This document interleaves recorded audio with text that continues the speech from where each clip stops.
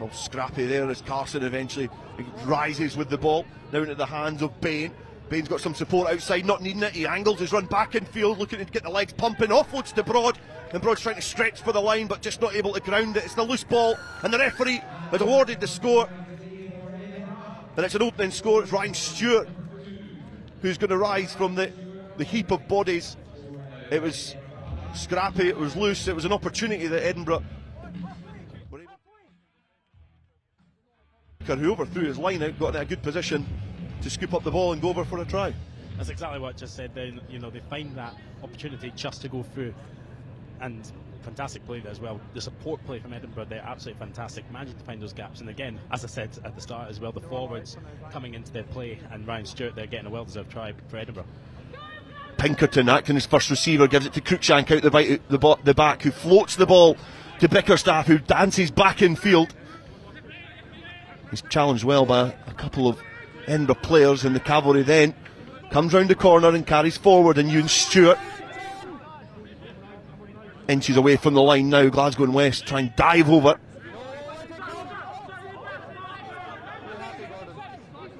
Fergus Johnson is just swarmed by some Edinburgh shirts there.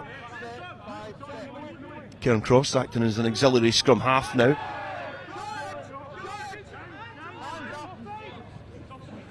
Glasgow and West knocking at the door, and eventually the patient play, the patient build-up results in a try.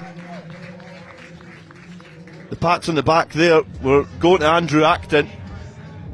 Whether he is the player that gets the final credit for the score, what ended up happening was it was relentless forward pressure after some good expansive play from Glasgow and West, and on the balance of play you've got to say that it's just what Glasgow and West deserve. As you can see, Acton grabbing the ball and just flopping over the line.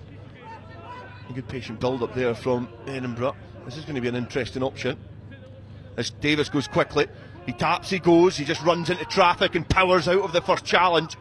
Glasgow and West try and get their hands over the ball, but the ball squirms out of the ruck there. It's been swept up there by Ali Bain.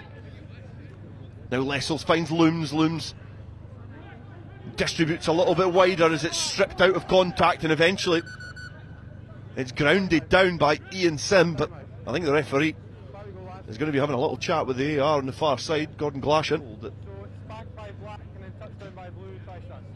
Yeah, I thought he was going to be told that it's a try for Ian Sims. So the Edinburgh winger gets the first try of the second half, and it means Edinburgh extend their lead on the 53-minute mark, and this is how it culminated in a try in the corner.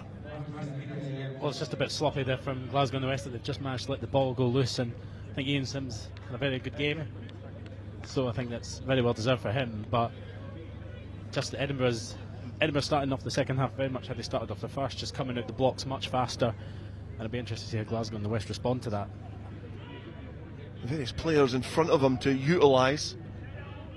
Grant ducks under the arms of the on-rushing Edinburgh defence and does well to win the penalty as Glasgow and West revert to old school tactics, to tap and go, and have made good ground. A great carry there from Troop, who's shown up well for Glasgow and West, and sniff an opportunity here to narrow the margins. Picking round the corner, the ball in a congested area now as it comes back on the side of the Glasgow and West again. They power towards the line, and the referee awards the score in the shadows of the Edinburgh posts, and it looks like Andrew Acton perhaps has got another score. Again, the player getting the plaudits, and we'll be able to see here who was the player that eventually got over the whitewash. Eventually Ben Frame gathers the ball and takes play up towards the Edinburgh 22-metre line. Ashdown, Sturgeon, Bickerstaff, Pinkerton has eventually found some space there. There's an opportunity if he can stay on his feet, and that's great footwork there from Chris Hyde. He was able to stay strong in contact and keep his feet when he scampers into the goal line area for a try, and it means that Glasgow and West take the lead for the first time in this game with 65 minutes gone. I think that's absolutely unbelievable. Fantastic footwork there from Chris Hyde. You can just see he's just trying to keep up, he's just trying to stay up, and there is some support play for him, but not enough. But the fact he manages to get the try is superb. Good work there from the backs to link up, and Hyde just able to steal a march on the cover in defence.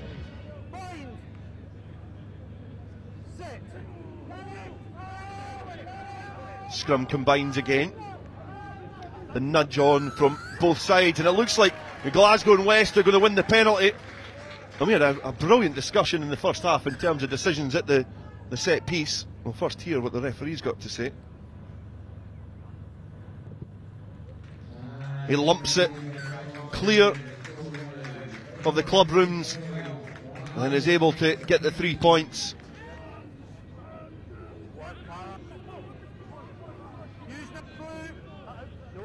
Scrum again working well as Ben framed as well to get his arm in, as Sturgeon then scampers back in towards safety so he can lump it off the field of play, and the referee has drawn the game to a finale, and it is Glasgow and West who finished third in the Inter-District Championship after toppling Edinburgh 22 points to 12.